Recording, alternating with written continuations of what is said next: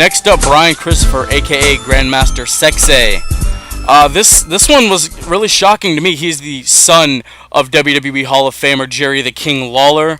I didn't see this one coming. Apparently he was what did he hang himself in his jail cell? He was arrested on DUI and he evaded police a couple weeks ago. And he got arrested and then he was found unconscious. He was hanging himself in his jail cell and they were unable to resuscitate him. He was pronounced brain dead.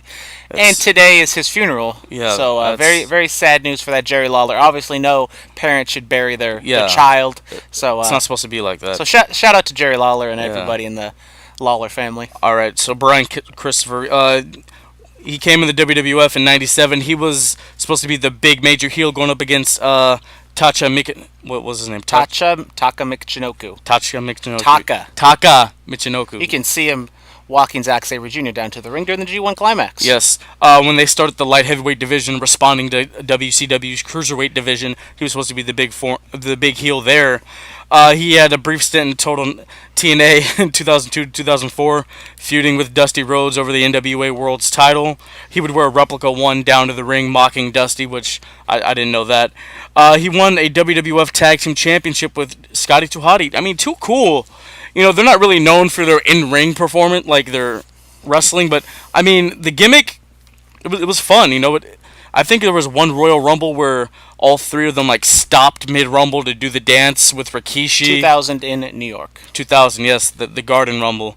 That was awesome. And then they had a couple matches in NXT recently, as in 2013. I remember Brian Christopher came back in 2011 for the Michael Cole Jerry Lawler angle. Let's just forget about that one. Let's not speak of those things. But I found one thing interesting. He was the USWA heavyweight champion 26 times. Down in Memphis, he was like kind of considered the rookie of the year. He was real good. He was. He kind of portrayed the crazy heel very well in WWF. Yeah. His father was the first ever champion, and then he became the last ever champion. I found that very, very interesting.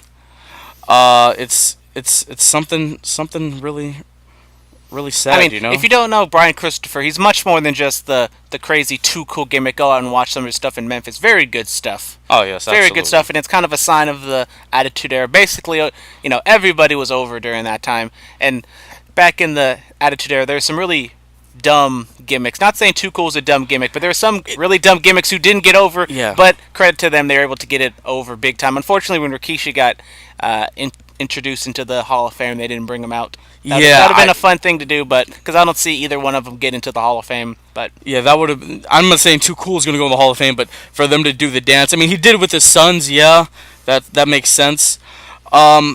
I mean, Too Cool, they were originally Too Much with Scotty 2 Hotty, then they became Too Cool with Rikishi.